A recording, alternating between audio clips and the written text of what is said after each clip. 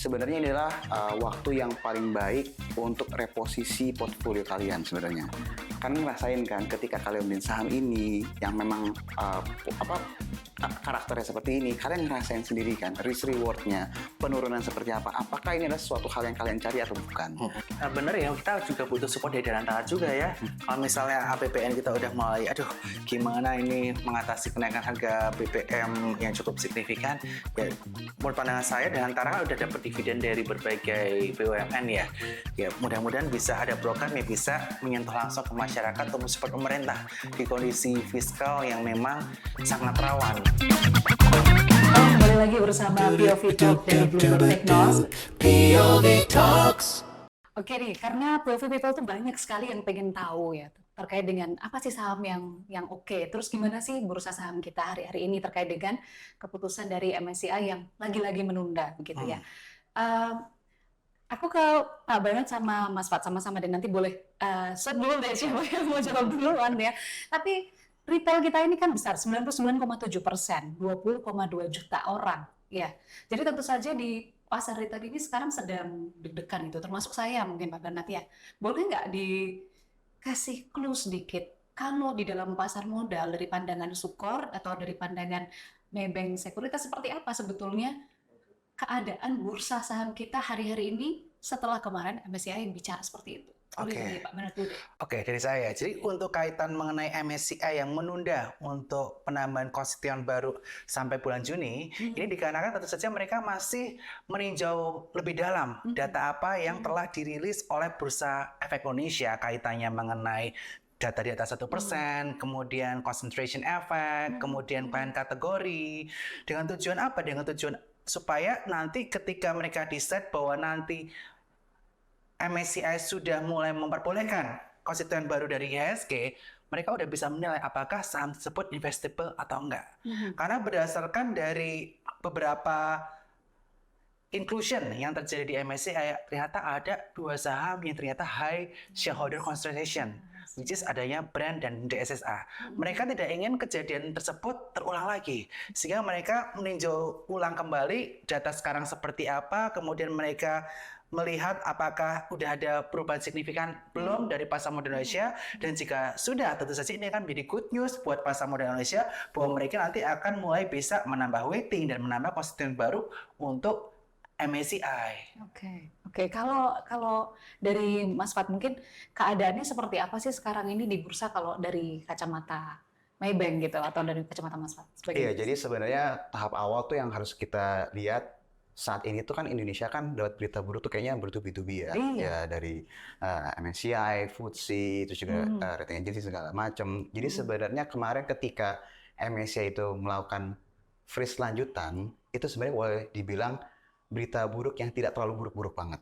Nggak terlalu buruk-buruk Ya, karena kalau misalnya kita coba cek dari indeks announcement-nya, mereka bilang bahwa sudah tidak ada lagi kata-kata frontier. Karena kan waktu itu kan ketakutannya orang-orang adalah kalau diturunkan ke frontier market akan seperti apa, nanti outflow akan luar biasa besar seperti apa. Jadi ketakutan itu sudah luar biasa. Nah, ketika mereka bilang satu, tidak ada kata-kata frontier market, berarti kita bisa bilang oke, sepertinya yang sangat-sangat buruk sudah mulai berangsur-angsur terlewati. Itu yang pertama.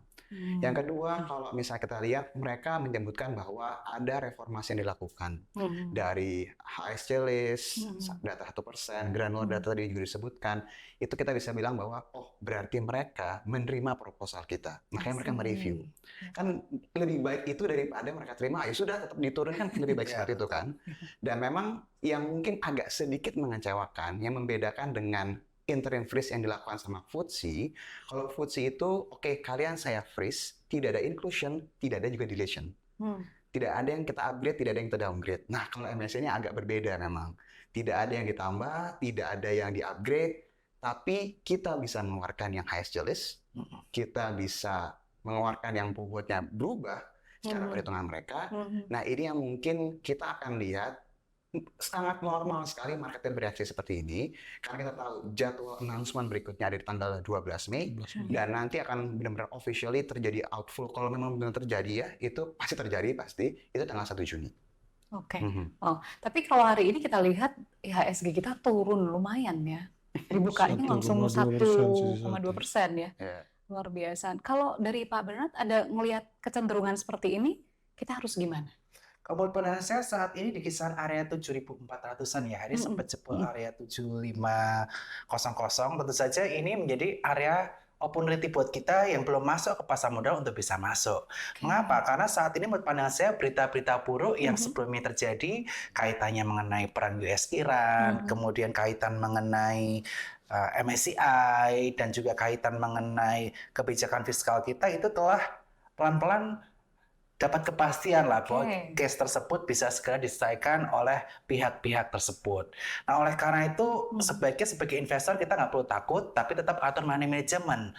Masuknya cicil bertahap di area-area support untuk saham-saham potensial yang memiliki proyeksi keuangan yang bagus ke depannya, dan juga tentu saja kita jangan terlalu agresif untuk melakukan misalnya day trading atau scalping di kondisi seperti saat ini.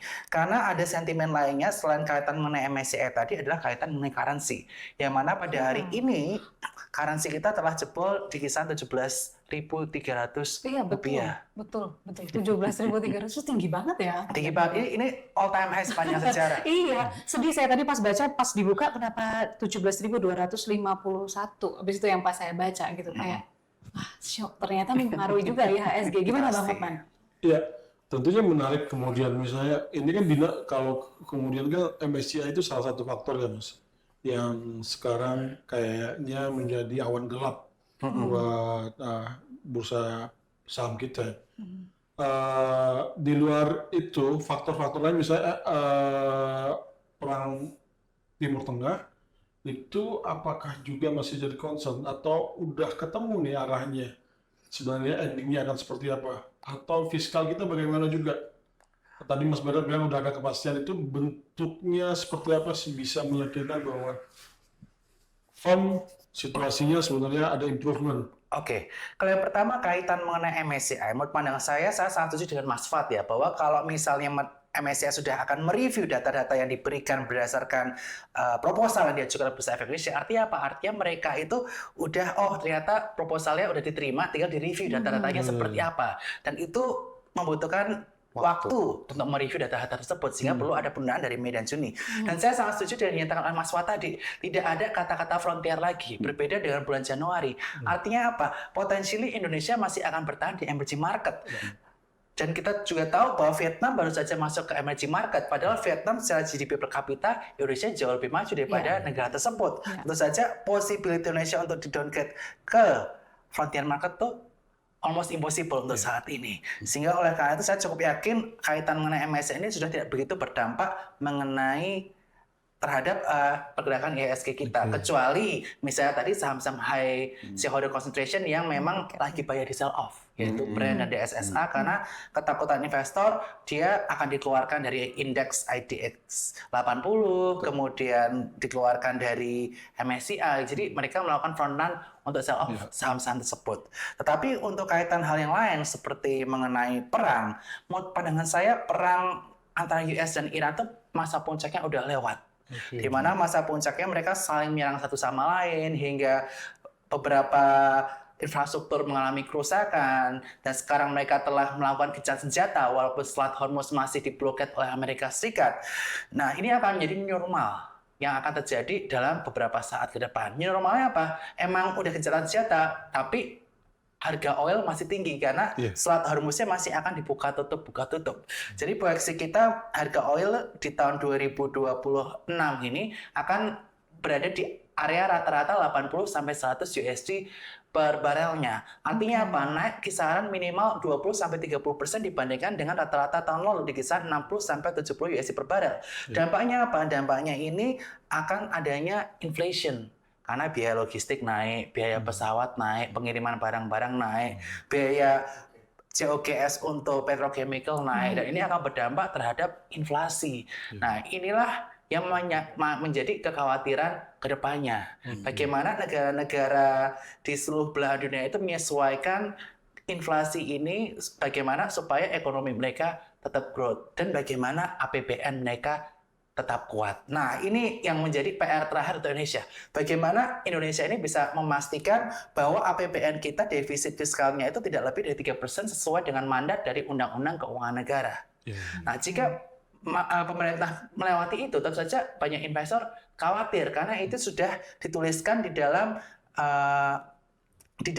review dari rating agency seperti Fitch dan Moody's kaitan mengenai fiskal Indonesia. Tetapi beberapa saat yang lalu Pak Purbaya dalam meeting internasional bersama beberapa fund manager, salah satunya BlackRock, menyatakan bahwa dia berkomitmen untuk menjaga defisit fiskal kurang dari 3%.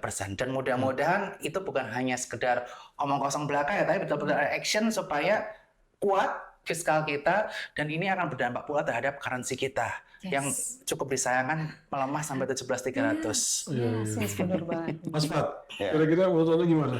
Apa memang tekanan dari MSCI sudah mulai reda? Karena sekali lagi kan, sebenarnya titik tekannya adalah IHSG merah itu kan masih gambaran bahwa ekspektasi investor itu masih buruk ke depannya nggak sih? Hari ini ya, dan kemarin juga sebenarnya. Jadi pasca MSCI itu Ada efeknya lah ya yang bisa kita walaupun lihat. dinamika di Timur Tengah juga berkembang sedemikian cepat, ya walaupun sebenarnya nggak ada perubahan signifikan ya. Amerika, Iran masih dengan egonya masing-masing. Terus fiskal kita, kemarin kami juga ada pergantian pejabat di Kementerian Keuangan. Kira-kira Anda satu frame sama satu pandangan sama Pak Bernard? Ya, jadi kalau mengenai masalah MSCI, mungkin saya mau coba share perspektif lain ya, supaya mungkin orang-orang tuh nggak terlalu negatif dengan masalah MSCI ini sebenarnya.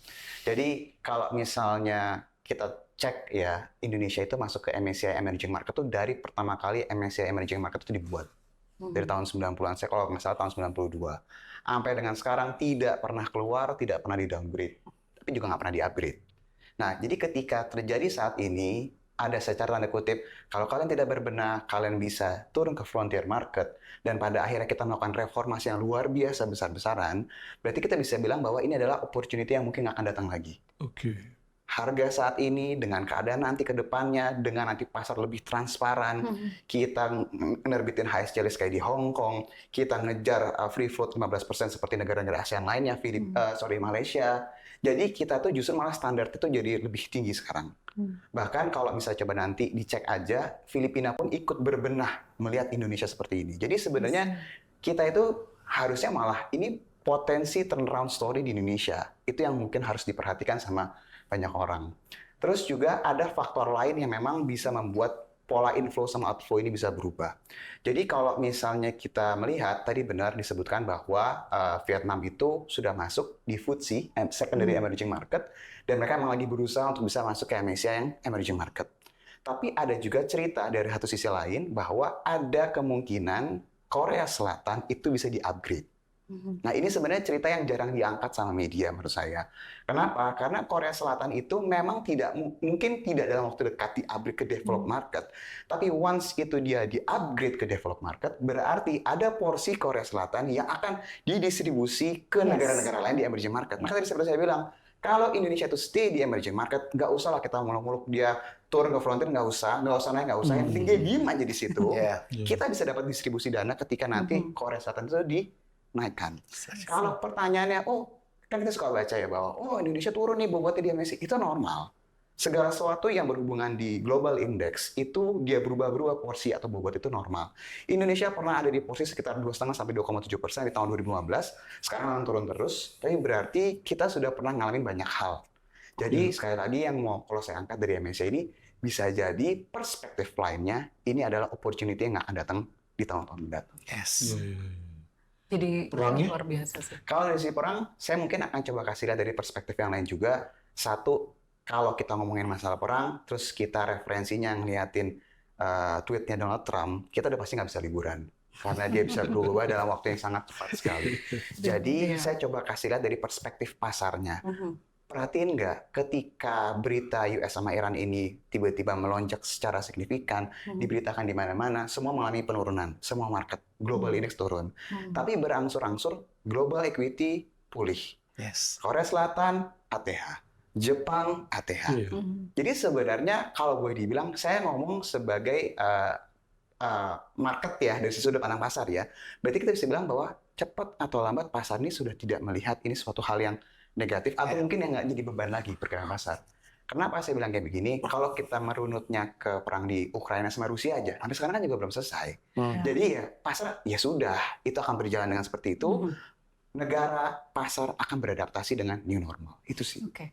Ini satu kalimat atau kata ya kalau bilang new normal dari Pak itu. Bernard ini disebut Saya 2 kali juga dua sama kali. Pak. Bang Bernard Iya. bilang new normal. Tapi sebenarnya Saya pengen tahu new normal itu akan seperti apa itu sih? dia. Kalau dari pandangan Pak Bernard nih, new normal kita itu kan tadi kan brand misalnya 80 sampai 100 ya. Tapi ada juga orang yang berbicara bahwa nanti tuh minyak kita, terutama untuk brand minyak mentah itu naikin bisa sampai 120, Pak. Nah, kalau misalnya itu sampai 120, new normal ini apakah new normal yang gimana ya buat Hire for longer. buat Indonesia yang nomor 1 tuh gimana?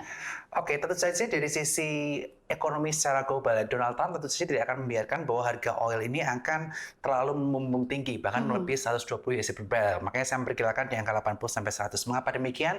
Karena tentu saja dengan kenaikan harga oil yang terlalu signifikan, ini akan berdampak terhadap perekonomian dunia. Salah satunya Amerika yang banyak mengekspor barang-barang ke berbagai belahan dunia, sehingga penjualannya akan mengalami penurunan, dan tentu saja ini akan berdampak tidak baik buat ekonomi Amerika Serikat. Di sisi lain, seperti kita ketahui sejak zaman Jerome Powell menjadi kepala The Fed, Donald Trump selalu mengedepankan kaitan mengenai growth dan ingin mengalami penurunan suku bunga secara signifikan, betul. tapi ditahan-tahan mulu. Oleh karena itu kita melihat bahwa tentu saja tujuan dari Amerika Serikat itu sendiri adalah supaya dia itu bisa jual minyaknya orang-orang yang tadinya bergantung sama Strait Hormuz, diversifikasi lah, beli minyak nggak cuma dari Strait Hormuz tapi juga dari Amerika.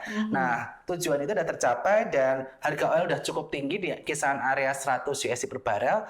Kalau menurut pandangan saya, sweet spot-nya itu antara 80 sampai 100 USD per barel, dan itu menjadi new normal untuk beberapa bulan ke depan atau hingga penghujung tahun 2026. Nah, oleh karena itu ini akan menjadi PR yang cukup penting sekali buat pemerintah kita, buat Presiden, Menteri Keuangan, supaya bagaimana fiskal kita itu bisa sehat di dalam kondisi tekanan harga BBM yang mengalami peningkatan cukup signifikan. Jadi nggak lebar banget gitu. Betul, mulai dari bagaimana kita menyesuaikan harga BBM lokal dibandingkan dengan harga internasional. Kita juga jangan terlalu memberikan banyak subsidi, karena itu akan menjadi beban tersendiri buat fiskal kita. Kemudian bagaimana untuk mengefisiensikan program-program yang memang belum menjadi program prioritas selama ini. Tetapi di sisi lain, sebenarnya kenaikan harga oil itu juga menunjang kenaikan harga komoditas-komoditas kita. Seperti batu bara, nikel, dan komoditas lain itu meningkat cukup signifikan, dan Indonesia itu menjadi salah satu supplier terbesar untuk komoditas-komoditas tersebut. Nah, pemerintah ini juga harus bisa memaksimalkan dari situ. Gimana memberikan tiring pajak untuk batu bara yang sudah diterapkan beberapa saat yang lalu, untuk nikel ketika harga naik hingga threshold sekian, pajaknya naik jadi sekian. Nah, itu yang perlu dilakukan oleh pemerintah secara carefully, sehingga tentu saja kebijakan fiskal kita masih sesuai Undang-Undang Keuangan Negara, di mana defisit fiskal maksimal 3%. Dan jika itu bisa dibuktikan kepada halayak internasional, mulai di lembaga rating dan juga fund manager asing, tentu saja yang tadinya kita mendapatkan outlook negatif dari Moody's dan Fitch, yang mudah-mudahan ke depannya kita bisa mengalami kenaikan outlook. Dan kita berharap supaya rating kita tetap, supaya tentu saja ini berdampak positif buat market bond kita maupun market saham kita. Saya ada pertanyaan yang menggelitik sebetulnya Pak Bernard dan juga Mas Fat. Ini kalau kita bicara soal MSCI, di awal tahun kemarin tuh gonjang-ganjingnya luar biasa kan ya. Nah, kemudian ini sudah yang kedua kali, tadi Mas Fat sama Pak Bernard punya satu frame yang sama. Ya ini udah nggak begitu buruk lah. Intinya sebenarnya ini adalah kesempatan yang baik buat Indonesia. Nah, mungkin pertanyaan saya mewakili banyak netizen. Sebenarnya sepenting apa sih MSCI itu? Kalau boleh dijawab dari Mas Fat dulu deh. Iya, jadi sebenarnya ada global index provider lah disebutnya. Ada FTSE, ada MSCI, yang memang menjadi acuan baik active fund maupun juga passive fund. Nah, memang kalau misalnya dilihat seberapa penting sih impact dari lembaga-lembaga ini, kalau kita ngomongnya mungkin 20 tahun yang lalu, 30 tahun yang lalu, mungkin nggak sebesar sekarang impact-nya. Kenapa? Karena jumlah kelolaan dana passive fund itu semakin tahun semakin meningkat. Bahkan mendekati mulai ke arah active fund. Ini secara global ya. Jadi artinya yang menggunakan acuan global index provider seperti MSCI sama FTSE ini semakin besar. Dan bedanya gini, kalau active fund itu kan dia punya berbagai macam style ya. Dia bisa lihat dari sisi makro, dia bisa ngeliat dari sisi fundamental langsung si company-nya, atau dia juga bisa ngeliat, oh ketika nanti ada pengumuman seperti MSCI ini saya harus ngapain. Dia bisa front running tadi seperti yang Mas Bernard bilang. Tapi kalau yang namanya passive fund, dia diem. Dia nggak bisa ngapa-ngapain. Dia nunggu sampai clear. Apa nih? Saya disuruh ngapain? Karena janji mereka di prospektusnya, saya hanya akan bisa rebalancing. Saya hanya bisa ngerubah portfolio saya kalau si MSCI atau FTSE ngerubah konstituennya. Nah, kalau misalnya dibilang seberapa besar sih impact-nya, besarnya sebesar outflow yang akan terjadi. Contoh misalnya, kalau ditanya, emang seberapa besar sih potensi outflow yang akan terjadi ke depannya? Sekarang kalau ditanya, berapa besar sih AUM yang memang terpengaruh dengan kebijakan MSCI ini? Kalau misalnya merujuk ke websitenya MSCI yang khusus emerging market, per Desember 2025, total dana kelolaan baik aktif maupun fund yang pasif itu sebesar 1,8 triliun US dollar. Jadi kalau tanya, masif apa enggak? Masif banget. Masif, ya. Nah, posisinya kalau impact ke Indonesia seperti apa? Posisi Indonesia terhadap total MSCI Emerging Market itu posisi sekarang berapa? Kalau kita ngomongnya tahun lalu, kita mungkin masih bisa bilang 1-1,2%. Kalau sekarang, ketika indeks Asia naik, kita malah turun, mungkin kita sekarang udah 0,8-0,9%. Jadi kita udah jauh lebih rendah lagi. Plus depresiasi rupiah juga. Jadi mungkin buat penonton yang kenapa ya kok bisa berubah bobotnya, ketika negara-negara dalam suatu MSCI seperti emerging market yang lain naik terus, kita diem aja, ya kita turun bobotnya jadinya. Ini yang terjadi saat ini. Nah, berapa kira-kira potensi dana yang bisa keluar? Nah, ini bisa kita hitung sebenarnya. Satu, udah jelas. Saham-saham highest list udah pasti keluar. DSSA sama Brand. Kita tinggal hitung aja. 1,8 triliun kali misalnya 0,9%, kali misalnya sekitar 25-50% passive fund-nya, dikalikan bobotnya DSSA berapa, bobotnya si Brand berapa. Saya kasih tahu aja langsung hitungan angkanya. Mungkin kisaran 5-10 T itu pasti akan terjadi. 5-10 T. 2 saham itu aja. Jadi gede dong jadinya kan. Itu baru yang itu aja. Belum yang saham blue chips yang lain karena pasti mereka kena perubahan bobot. Nah, ini yang sebenarnya wild card-nya. Kenapa kok indeksnya kita belum naik kenceng? Karena pelaku pasarnya, pasti kayak Mas Bernard juga nungguin kan, nanti di Mei ini siapa yang kena penurunan bobot? Siapa yang bobotnya turunnya paling besar? Nah, ketika itu semua clear, berarti saya bisa bilang dong bahwa, ya berarti yang terburuk udah terlewati. Mei depan mata. Kalau kita ngomongnya Januari, ya mungkin saya nggak datang ke podcast ini. Coba paham ini. Ya udah jelas kan jadinya kan. Jadi sebenarnya kalau tanya seberapa masif, sangat masif. Tapi apakah kita sudah bisa ngeliat timetable-nya? Seharusnya sudah di depan mata. Oke, dari Mas Bernard, gimana? Kaitan mengenai apa? MSCI itu kayaknya kayak apa ya? Kayak bisa bikin goyang-goyang gitu loh IHSG gitu itu sebenarnya. Tuhan menciptakan nasib. Gimana sih? Iya, karena saya sangat setuju dengan yang disampaikan oleh Mas Fat ya, bahwa kurang lebih sekitar 0,8 sampai 0,9% dari 1,8 triliun USD ya, yang ada di Indonesia. Artinya kalau misalnya ada exit dari market Indonesia keluar dari Indonesia, itu saja akan berdampak terhadap penurunan harga saham tersebut. Sebagai contoh, Brand dan DSSA ini merupakan kedua saham yang tentu saja dua saham ini memiliki weighting yang lumayan cukup signifikan di IHSG. Kalau misalnya kedua saham ini mengalami penurunan, indeks kita mengalami penurunan, psikologis market ya bagus. Jadi banyak aktivitas sell off.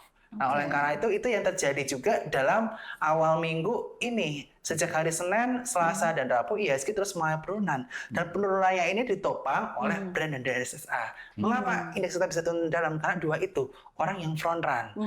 Makanya MSCI itu sangat berpengaruh terhadap market kita dan terhadap outlook para investor. Karena mengapa? Karena kalau dia dimasukkan ke indeks MSCI, inflow-nya bakal kencang.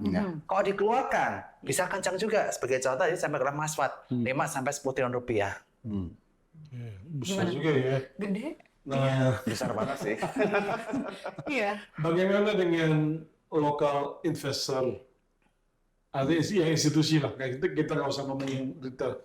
Kan kita juga belakangan kan gadang-gadang, ayo dong muncul investor-investor gede, lokal institusi gede yang bisa mampu menyerap likuiditas seandainya ditinggalkan oleh asing. Terus ada juga beberapa perubahan di aturan, misalnya kemarin dana pensiun juga diperbolehkan untuk menambah persentase investasi di sahamnya. Walaupun sekarang aturannya belum keluar ya. Nah, kira-kira bisa nggak mereka menjadi buffer kalau ada outflow dari asing. Iya, jadi sebenarnya kalau ngomongin masalah pasar itu kan selalu kan dinamis ya. Iya. Jadi view mau itu retail maupun institusi, mereka pasti punya pandangannya mereka seperti apa. Dan ketika misalnya melihat hitungannya misalnya dari total outflow yang akan terlihat seperti apa, terus juga reformasi yang dilakukan saat ini, dan kalau tadi mungkin menyinggung, oh ya ini kursnya lagi melemah, dan kan nggak untuk kemungkinan pasti bisa menguat juga kan. Jadi hitungan-hitungan itu cepat atau lambat pasti bisa terrealisasi. Dan ketika memang marketnya sudah mulai terlihat bottoming-nya, terus ibaratnya kalau boleh dibilang tadi seperti kita bahas dari awal, yang terburuk berangsur-angsur mulai terlewati, cepat atau lambat pasti dana itu akan kembali sih. Jadi maksudnya gini, kita sudah berkali-kali sih ngadepin siklus seperti ini kan, krisis berkali-kali kan. Memang seakan-akan menakutkan dalam jangka pendek. Tapi sering banget setelah krisis terlewat, tahu gitu saya beli gitu kan. Nah ini mungkin fase yang akan terulang lagi gitu ya. Orang-orang yang tadinya skeptis atau pesimis akan melewati fase ini. Kalau tidak mengambil kesempatan, pasti akan mengalami hal yang sama. Tahu gitu saya beli waktu itu. Jadi Indonesia saat ini sebenarnya banyak hal yang bisa kita lihat, banyak hal yang bisa improve. Round story-nya pasti sangat mungkin sekali terjadi. Dan apalagi tadi seperti saya bilang, MSCI sudah di depan mata kan, masalahnya terburuk. Itu sih. Karena gini Mas, kan kalau kita lihat perhatikan daily transaction kan, ini kan sekarang 60-70% udah domestik ya. Ya mungkin teman-temannya Mas Bernard atau investor di perusahaannya Mas Bernard itu kan retailnya banyak banget. Nah mereka pemain-pemain ya walaupun jumlahnya kecil, tapi mereka jumlahnya banyak. Dan kita sudah bisa menguasai sekitar 60-70% transaksi daily. Itu cukup ya untuk misalnya sebagai modal buat kita bisa kuat nahan aliran modal keluar. Oke, jadi kalau kita membahas mengenai bisnis institusi domestik di Indonesia ya, kita bisa melihat bahwa kalau untuk fund manager dari manajer investasi, kita bisa lihat bahwa AUM reksadana, specifically yang equity fund itu terus mengalami penurunan. Yang mengalami peningkatan itu apa? Yang mengalami peningkatan itu fixed income fund dan juga money market fund yang biasanya untuk dipakai untuk dana parkir atau dana darurat lah dari para investor. Sehingga ketika market turun seperti ini, mereka tidak memiliki power yang cukup kuat untuk menahan laju outflow asing yang cukup besar. Karena kita melihat year to date asing itu udah keluar di kisaran 40 triliun rupiah, which is itu angka yang sangat besar sekali. Lalu bagaimana dengan pension fund kita? Tentu saja pension fund terutama kaitan mengenai negara telah ada mandat bahwa boleh dinaikkan ke arah 20%. Tapi apakah mereka udah berani untuk masuk bertahap di angka seperti ini? Mereka belum berani masuk kalau outflow sekencang itu karena mereka tahu bahwa ya masih cukup kencang outflow-nya, udah 40 T ya year to date, dan mereka kalau untuk jadi batu sandalan dulu, mereka juga takut karena kan kalau kita rugi investasi di pension fund kan pasti ada hukumnya kan. Nanti kasus nanti kasus panjang. Kalau retail gimana? Kalau retail kecenderungannya mereka itu jarang yang investnya panjang banget. Nafasnya rata-rata lebih pendek. Mereka lebih cenderung swing trading, bahkan ada yang day trading atau scalping. Karena orang-orang nggak ada yang kuat nahanin ya, wajar IHSG kita masih weak seperti saat ini. Nah, oleh karena itu yang perlu kita lakukan sebagai teman-teman anggota bursa, regulator, SRO ya, kita sama-sama mengedukasi bahwa memang yang terburuk, the worst already behind. Kita hampir diturunkan ke frontier, diancam waktu itu. Perang udah panas-panasnya, udah serang-serangan. Kemudian kredit rating agency menurunkan outlook ke kita dari stable ke negatif. Itu udah di belakang semua. Yang ke depan pandangan saya adalah already the positivity. The positivity itu ada di depan mata kita. Dan saya sangat setuju dengan apa yang disampaikan oleh Mas Fat tadi. Intinya momen sejelek ini tuh nggak akan terjadi dua kali loh ke depannya. The worst is already here. Jadi kita sebagai investor ya kita harus sama-sama meyakini bahwa banyak saham yang udah murah, valuasi yang murah, tapi proyeksinya bagus ke depannya. Sektor apa ya nanti kita diskusi di sesi terpisah mungkin. Tapi gini Mas, karena aku sempat diskusi sama Fat sebelum kita tapping ya. Jadi saya tanya, masih berani sama Mbak tadi saya tanya berani nggak beli BCA sekarang kan? Di harga 6.500 loh, yang mungkin maksudnya ini jarang terjadi kayak gini.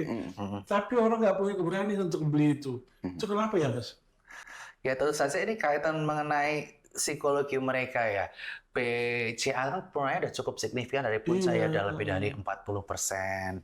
Kemudian kalau dividen, bank-bank negara, dividen ratio-nya lebih tinggi, dividen yield lebih tinggi. Jadi investor sekarang tentu saja lebih banyak informasi, banyak literasi, lebih cerdas lah istilahnya untuk memilah saham apa yang pantas masuk portofolio mereka. Dan dulu mungkin orang taunya cuma saham bank ya Mas Fatih, pada zaman dulu edukasi selalu kita maksudnya saham bank.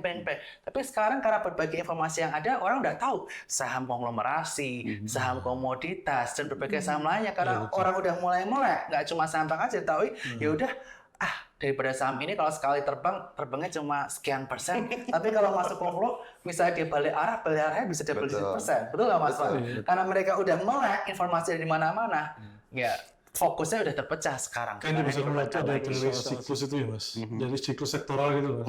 Jadi kalau periode krisis itu biasanya yang paling orang ambil itu kan saham-saham yang defensif. Kayak consumer goods, segala macam, dan teman-temannya lah. Yang dihindari bank, segala macam. Tapi once ketika itu kemudian berbalik, yang diserbu pertama saham-saham bank, terus ya yang lain-lain lah, yang hotel misalnya di properti atau iya kalau sekarang kebalik, kalau lagi naik kenceng yang diincar konglomerasi. Iya. Berarti ada perubahan nih ya. Saham apa nih konglomerasi yang perlu kita pegang? Ini biasanya kalau rebound gini, ini yang paling cepat rebound dibandingkan dengan. Nah, kalau ngomongin sama konglomerasi, boleh sedikit kasih ulasan nggak sih? Ini soalnya kan term baru yang mungkin orang anak-anak Gen Z sekarang baru kenal ya, soal kelompok saham yang sebenarnya tadinya kan kita mengenal sektoralnya. Sekarang ada namanya saham konglomerasi. Tadi aku juga diceritakan sama Mas Fat, ini beda nih. Kalau misalnya situasinya dari sisi likuiditasnya juga ini saham-saham konglomerasi ini ya oke gitu loh. Menurut Mas Bernard gimana Mas? Jadi gini, karakter saham konglomerasi ini. Oke, mungkin kita bahas sedikit mengenai IHSG ya. Ketika kita sempat menyentuh 6869 ketika setelah lebaran tersebut hingga saat ini. Kalau saya tanya nih ke Mas Hotma, yang mengangkat IHSG kita saham apa? Banking atau konglomerasi? Konglomerasi sih sekarang. Iya kan? Banking udah nggak berdaya Mas. Iya kan, yang mana betul-betul saham konglomerasi. Jadi memang saham konglomerasi ini merupakan alpha stock yang memiliki karakteristik agresif itu multisektor dulu ya. Multisektor dan dimiliki oleh konglomerat grup tertentu, dan dia itu tipe saham yang merupakan growth investing. Jadi kita melihat future, bukan melihat current situation. Kalau saham-saham pengen, kita lihat valuasi sekarang murah segala macam, kita dapat dividen. Oke, itu karakter investor untuk saham-saham banking. Kalau konglomerasi dia lihat growth, kedepannya bakal ada corporate action apa nih? Dari corporate action ini bisa nanti menghasilkan revenue kenaikan berapa, EBITDA berapa, bottom line berapa, dari proyeksi itulah mereka dan kepercayaan itulah mereka melakukan pembelian saham-saham konglomerasi. Dan likuiditas saham-saham konglomerasi saat ini cukup besar ya Mas Fatih ya. Bahkan kalau digabungkan antara saham konglomerasi dan saham perbankan, jadi value lebih gede saham-saham konglomerasi. Iya sekarang. That's why ya kondisi market seperti ini, kalau ketika balik kencang yang dikejar pertama konglomerasi, karena orang percaya ketika IHSG recover, yang recover duluan konglomerasi. Wow. Kebalik sama zaman dulu fenomenanya. Betul demikian Mas Fat. Iya, jadi mungkin tren ini kelihatan setelah COVID ya. Makin kesini makin kelihatan. Jadi sebenarnya pasar tuh seakan-akan jadi kebelah dua. Ada mereka yang memang senang dengan tipikal saham konglomerasi, ada juga mereka yang senang dengan saham fundamental. Sebenarnya dua-duanya punya fundamental, tapi cara pandangnya berbeda. Dan ini kalau misalnya masukan dari kita, nggak perlu diperdebatkan. Setiap orang punya seleranya masing-masing, semua orang punya kesukaannya masing-masing. Setuju. Dan kalau misalnya ditanya, apa sih sebenarnya yang menarik sekarang? Kalau ngomongin dari saham-saham konglomerasi tadi udah dijelasin ya. Memang benar, karakteristiknya agak berbeda. Dia sangat-sangat kenceng pertumbuhannya, banyak corporate action, dan yang paling menarik sebenarnya likuiditasnya. Karena kan sebagus apapun saham, kalau nggak ada likuiditasnya, kita bisa beli, nggak bisa jual juga percuma. Jadi ini dia punya karakter tersendiri. Sedangkan kalau saham yang memang bukan konglomerasi, dan beberapa waktu lalu saya sempat ngobrol juga sama head of research kita, pertanyaan saya simpel. Industri atau saham apa yang diuntungkan, mau geopolitiknya ini meningkat ataupun mereda. Salah satu yang mungkin bisa diperhatikan adalah yang berhubungan dengan AI sebenarnya. Nah, kalau di luar sana kan memang ada kan. Ada. Kalau di sini kita apa? Ya itu, ya nikel lah, tembaga lah, yang memang dibutuhkan untuk perkembangan teknologi ke depannya. Jadi sebenarnya kalau misalnya dilihat, sangat mungkin sekali ketika nanti mulai membaik, ya harapannya saham-saham perbankan juga akan mengalami kenaikan. Tapi seperti kelihatan bahwa kalau nanti semuanya berangsur-angsur pulih, konglomerasi juga bisa mengalami peningkatan. Saham-saham yang berhubungan dengan tembaga, nikel dan segala macam itu juga mungkin bisa dapat perhatian khusus dari pasar sih. Berarti ini sebetulnya udah di-spill ya oleh dua narasumber kita nih, sebetulnya mau pilih yang mana di tengah-tengah Betul. situasi seperti ini, baik di tengah perang maupun di tengah MSCI yang belum tahu ya ujungnya mau seperti apa, walaupun bad case-nya sudah lewat. Nah, kemarin BI habis mengumumkan bahwa proyeksi pertumbuhan ekonomi kita 4,9 sampai 5,7%. Nah, ini kalau dari kacamata investor, Mas Bernard dan juga Mas Fat, gimana melihatnya? Masih oke kah atau itu risky juga? Kalau pandangan saya tentu saja di ekonomi kalangan menengah banyak yang tidak yakin ya area 4,9 sampai 5,7% tercapai. Karena mengapa kalau kita lihat on the ground di kalangan masyarakat mengapa mungkin banyak masyarakat yang daya belinya mengalami penurunan akibat kenaikan harga barang-barang terutama pasca perang itu sendiri. Nah, oleh karena itu tentu saja kita butuh bukti nyata dari pemerintah. Apa program-program yang dipergunakan untuk meningkatkan pertumbuhan ekonomi 4,9 sampai 5,7% ini bisa tercapai. Nah, itu yang kita tunggu-tunggu. Aksi nyata dari pemerintah, program kerjanya apa, dipaparkan supaya masyarakat ini menjadi lebih confident. Dan lembaga-lembaga rating dan juga investor asing yang berinvestasi di Indonesia juga confident. Karena kalau growth kita nggak mencapai 4,9 5,7 atau bahkan lebih rendah, itu tentu saja akan mengakibatkan potensi outflow ke depannya yang bisa terjadi, baik dari pasar obligasi maupun dari pasar saham. Dan ini sudah mulai terlihat dari weakeningnya rupiah kita yang mencapai 17.300. Yang artinya apa? Asing itu mulai nggak confident dengan prospek pertumbuhan ekonomi, prospek pertumbuhan bisnis Indonesia ke depannya. Nah, itulah PR pemerintah bagaimana meyakinkan para investor asing supaya negara kita tetap solid di kondisi gonjangan yang seperti ini. Oke, thank you Mas. Kalau Mas Fat masih optimis nggak sampai nggak itu 4,9 sama 5,7? Iya, sebenarnya kalau dari sisi apa yang dilakukan sama pemerintah sebenarnya banyak hal yang sifatnya positif ya. Cuma memang kan segala sesuatu itu butuh proses tadi seperti yang dibilang sama Mas Bernard. Jadi yang butuh waktu, kita tinggal kawal aja, kita lihat kira-kira seperti apa yang lagi dikerjakan sama pemerintah saat ini dan harapannya ya bisa mengejar range target tadi sih. Oke, jadi kalau di kacamata investor butuh pembuktian Proses, gitu ya. Pembuktian, yes. Tapi khususnya keterbukaan dari aksi nyata pemerintah juga perlu dilakukan ya Pak ya. Betul. Supaya kita sebagai investor dan juga masyarakat Indonesia bisa melihat nih confidence, oh ini bisa nih pemerintah kita. Betul. Dan asing juga confident, jangan cuma yakin tapi aksi nyatanya tidak dibeberkan. Itu yang perlu kita ketahui lebih lanjut. Ya ini kan jadi penting buat investor gitu loh. Kalau proyeksi ada, tapi hasilnya kayak apa gitu. Betul, ya. dan aksi nyatanya seperti apa? Pastikan kalau kita di BOD memimpin satu bisnis, pasti kita lihat target kita naik sekian persen dengan caranya begini. Yang sekarang kita masih belum melihat prioritasnya ke arah mana nih, supaya kita bisa mencapai ke arah situ. Sebenarnya tadi aku pengen mendalami apa yang disampaikan Mas Bernard sih soal impact dampak dari perang ke transmisinya ini kan mungkin akan kejadian paling parah itu mungkin dalam 2-3 bulan ke depan ya Mas.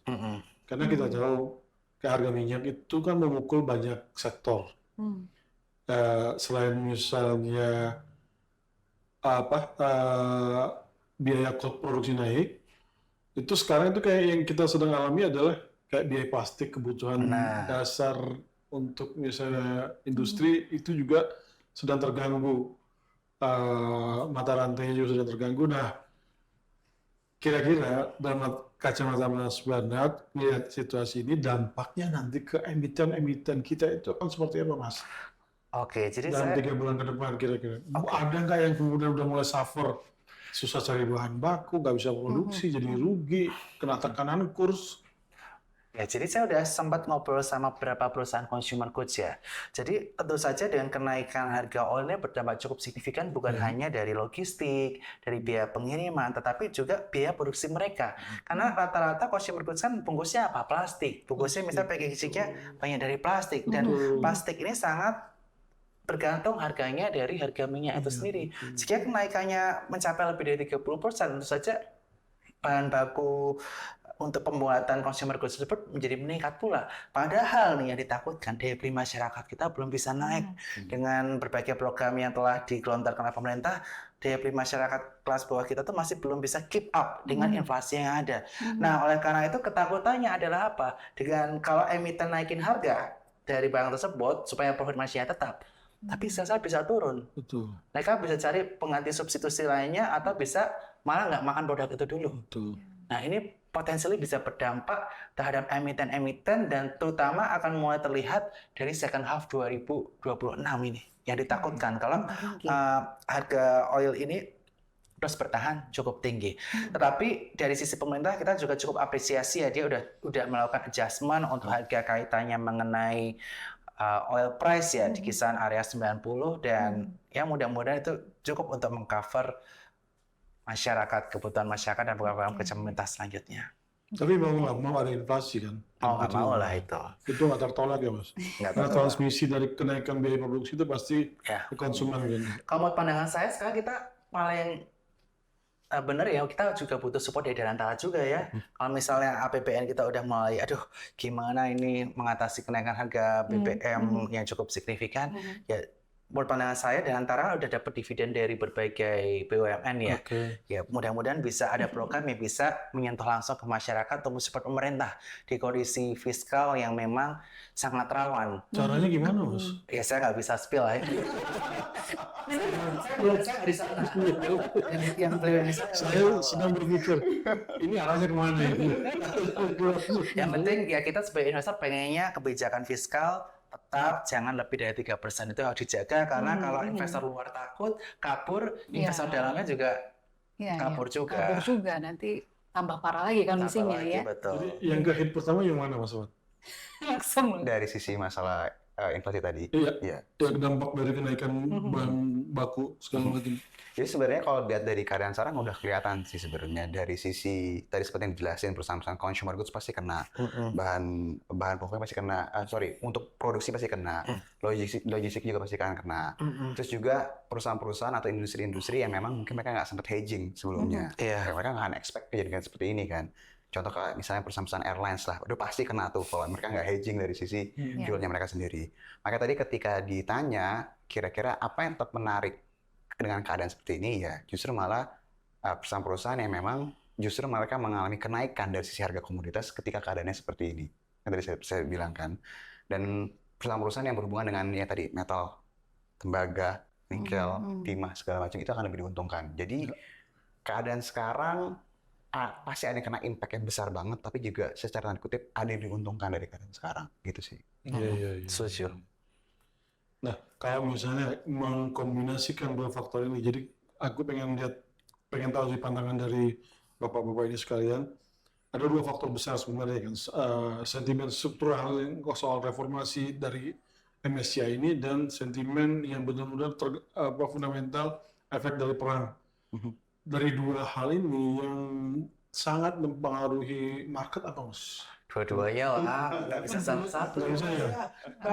Yang dari Iran juga berpengaruh terhadap performance perusahaan kita juga kan. Iya, Perusahaan ini betul. kan divaluasi dari sisi valuasi PI, PBV, EV/EV dan segala macam bergantung dengan fundamental. Iya, Nah itu iya. sangat terdampak dari kondisi makro kita di US yang Iran yang berdampak terhadap oil. Jadi dua-duanya sama pentingnya. Walaupun yang MSCI mungkin itu udah nggak lama lagi akan beres lah. Udah beres, ya. Oke. Kita udah tahu bakal seperti apa.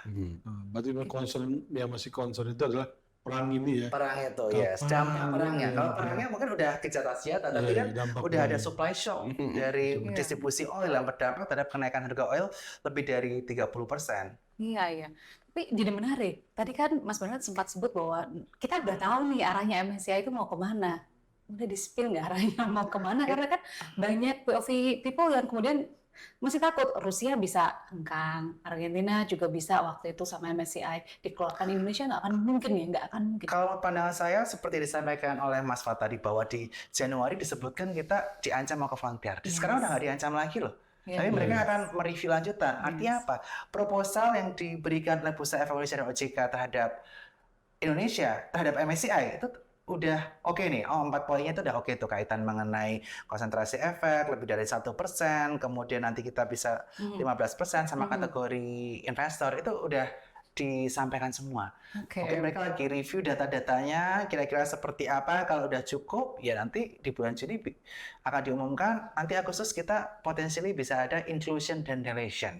Nah, itu yang potensially kita harapkan ke depannya. Karena upaya yang dilakukan oleh Bursa Efek Indonesia dan OJK itu cukup optimal menurut pandangan saya, dan seharusnya bisa diterima lah. Apalagi udah ada 2 saham kategori yang masuk ke MSCI sebelumnya yang udah disebut sama BEI. Artinya apa? SRO kita udah berani banget. Kita buka-bukaan apa adanya. Apa yang terjadi selama ini. Udah ngaku dosa lah istilahnya. Jadi ke depannya harusnya lebih baik lagi. Iya, kita digelar sendiri kan. HSnya bukan MSCI yang utama. Kita digelar sendiri. Jadi artinya, karena kan tadi sudah di-spill sebetulnya memang dari awal bahwa ini tuh udah, yang bad-nya udah gone gitu ya, udah pergi gitu. Tapi kita masih merasa bahwa apa sih gitu yang ke depan itu pastinya apa. Tadi Pak Bernard sempat spill kan, jadi kita udah tahu nih arahnya gitu. Jadi perlu penjelasan. Nah, tadi udah dijelaskan, kalau dari Mas Fat gimana?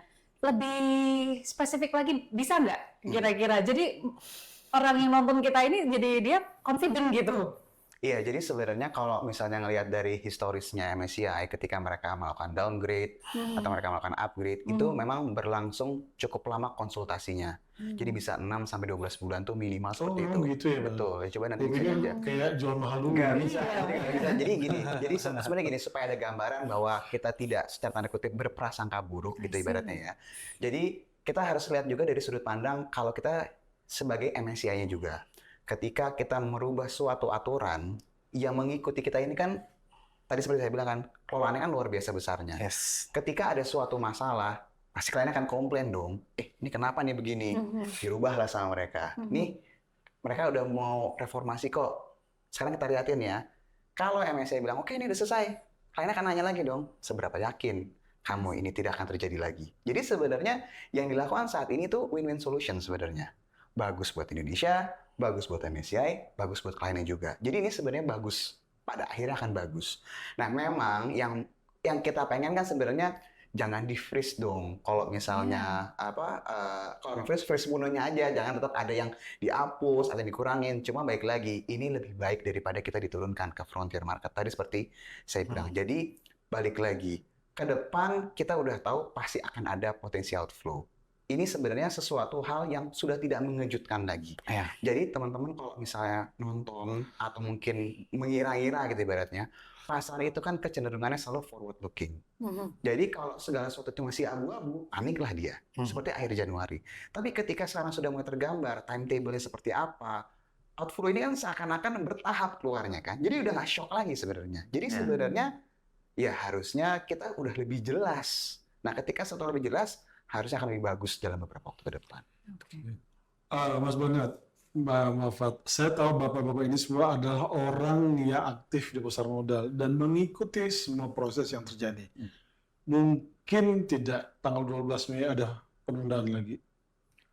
Kalau yang namanya review itu selalu dia tanggalnya pasti. Ya. Jadi kalau dia ngomong pasti, Maksudnya menunda di-freeze lagi bahwa belum ada perubahan apa? keputusan dia bisa menunda itu akan ada di Juni. Oke. Jadi MSCI sama FTSE itu punya jadwal quarterly rebalancing. Iya. Dan dia ada announcement-nya beberapa minggu sebelum efektif rebalancing itu terjadi. Nah, di tanggal 12 Mei itu kita akan dapat pengumuman, ya, udah pasti HSC list keluar, dan kita mau tahu juga nih, ada nggak yang dikeluarin lagi? Ada nggak yang berubah bobotnya? Itu yang mau kita dengar sebenarnya. Makanya ketika nanti 12 Mei itu mungkin pasarnya akan bergejolak atau volatile, tapi justru itu buying opportunity akan luar biasa di sana. Karena pasti kejadiannya outflow di 1 Juni. Jadi semua tuh udah kegambar, kayak gitu. Mungkin nggak dia mundur lagi reviewnya? Ya bisa aja, nggak menutup kemungkinan. Tapi yang pasti, kalau sampai mereka lebih negatif ke Indonesia, justru akan menimbulkan tanda tanya. Loh, Filipina diam-diam aja, Malaysia aman-aman aja, Thailand kan kita udah berbenah. Justru malah kita sekarang seharusnya bisa berekspektasi cepat atau lambat kita pasti akan segera membaik keadaannya. Ya. Mas Bernard kan tentu sering berinteraksi dengan Bursa Efek juga ya, dengan trader dan perusahaan-perusahaan broker lainnya kan. Iya. Pasti kan punya informasi juga nih. sejauh mana penerimaan dari MSCI terhadap proposal yang disampaikan bursa dan OJK ini? Aduh, saya kan nggak ketemu langsung sama MSCI. Paling tidak di belakang sana ada gosip. Semua di sana MSCI fakta kok. Ini proposalnya udah oke kalau menurut pelaku pasar yang disampaikan Ya, kita kan udah melihat pernyataan dari Kepala Dewan Komisioner OJK ya, Ibu Fiderika, di mana beliau menyatakan bahwa proposal telah diserahkan lagi dalam proses review dan kita menunggu review lanjutan dari MSCI nanti di bulan Juni. Tapi sejauh ini effort yang dilakukan oleh Bu Kiki, tim OJK dan Bursa Indonesia patut kita apresiasi sekali dan mudah-mudahan ini akan berbuah baik untuk pasar modal kita ke depannya. Amin. Tentu. Saya mungkin nambahin sedikit. Jadi sebenarnya kalau mau tahu diterima atau tidak proposalnya pasti butuh waktu. Tapi kalau misalnya ngelihat apa sih sebenarnya yang disentil sama MSCI dan apa yang dikasih sama Indonesia, apakah itu match atau tidak, itu jelas dia bilang di announcement bahwa mereka melakukan A, B, C, D. Berarti kan memang itu yang dia minta sebenarnya. Kan? Jadi memang udah harusnya sudah match. Iya, seharusnya. Mudah-mudahan. Amin. Kalau saya statement, Optimis. kalau saya dengerin ini jadi optimis ya. Iya, saya juga sama. Jadi sebelum kita closing, Bapak berdua, boleh nggak lebih spesifik lagi gitu? Jadi wealthy people itu harus beli apa di tengah-tengah situasi ini? Boleh ya? Gue spill aja. Boleh. Silakan. Jadi kalau untuk saat ini, kalau menurut pandangan saya pribadi, sektor yang cukup perlu kita perhatikan itu kaitannya mengenai energi. Karena dengan adanya ketegangan antara US-Iran setelah Hormuz ditutup, tentu saja sektor-sektor energi akan cukup menarik, terutama yang kaitannya mengenai oil and gas dan juga kaitan mengenai coal. Karena coal ini merupakan substitusi atau komplementer dari oil. Jadi kalau harga oil naik, biasanya harga batu bara pun akan naik. Jadi dua sektor ini bisa cukup kita perhatikan ketika harga naik cukup signifikan seperti saat ini, potentially revenue dari perusahaan-perusahaan energi, terutama upstream batu bara bisa naik 30-40%. Untuk upstream oil and gas, mohon maaf. Sedangkan untuk batu bara, tahun lalu average-nya kurang lebih di kisaran 100 USD per ton, tahun ini kisaran 130-an juga naik 30% dari sisi pertumbuhan pendapatan. Jadi potensial ini akan menguntungkan sektor-sektor tersebut lah. Gitu. Kalau dari Mas Pat? Ya, saya mungkin bukan lebih ke spill sektor atau sahamnya, karena tadi kita udah bahas sebelumnya. Cuma mungkin di sini jadi pelajaran penting buat semua yang udah ngalamin di beberapa bulan terakhir ini. Sebenarnya ini adalah waktu yang paling baik untuk reposisi portfolio kalian sebenarnya. Kan ngerasain kan ketika kalian beli saham ini yang memang karakternya seperti ini, kalian ngerasain sendiri kan risk reward-nya, penurunan seperti apa. Apakah ini adalah suatu hal yang kalian cari atau bukan? Kalau memang iya, kalau memang nyaman, ketika nanti mulai terjadi pembalikan arah ya kalian tahu harus ngapain. Karena sebenarnya dari keadaan sekarang yang paling penting adalah mitigasi risiko ke depannya kan seperti apa. Baru bisa kita ngomong nih siklusnya, sektornya, dan saham seperti apa. Itu sih. Iya, Bang. Banyak sebenarnya yang pengen ditanya lagi, cuma memang kita udah komit untuk 1 jam saja nanti. Takutnya bapak-bapak juga terganggu karena masih punya pekerja yang lain. Tapi aku sangat tertarik lagi, mungkin di lain waktu kita akan ngomong lebih banyak sektoral mungkin Pak. Lebih detail lagi apa sih yang kita ulas pentingnya di sektor yang kita perhatikan sampai ke hal-hal mendasarnya ya. Jadi biar POV people juga di luar sana juga punya insight banyak. Betul. Belajar untuk menganalisis satu stok pick ya. Siap, dan yang penting kita bisa ngobrol lagi bareng kalau memang konflik ini belum selesai, bisa kita ngerti new normal itu akan seperti apa dan bagaimana breakdown-nya itu kayaknya penting banget itu nanti ya. Kan mungkin udah nggak ada kejahatan dari senjata lah, udah damai lah istilahnya. Bukan damai, saya udah nggak saling nyerang satu sama lain. Cuma kan dampak dari itu pesawat Hormuz kan shortage dari minyak segala macam itu penting banget kita bahas kan. Dampaknya tuh nggak cuma 1-2 bulan, tapi bisa sepanjang tahun 2026 ini. Bahkan mungkin bisa sampai 2027 ya. Mungkin. Ya, dan mengingat kita COVID dulu ada new normal, kita sekarang berubah banget. Siapa tahu nanti setelah itu ada perubahan ya Mbak, termasuk di HSG kita dan di sektor-sektor lain di Indonesia. Jadi kita tutup POV Top Bloomberg Tech News kita kali ini. Terima kasih, sampai jumpa di lain waktu. Bye. Bye-bye. POV Talks.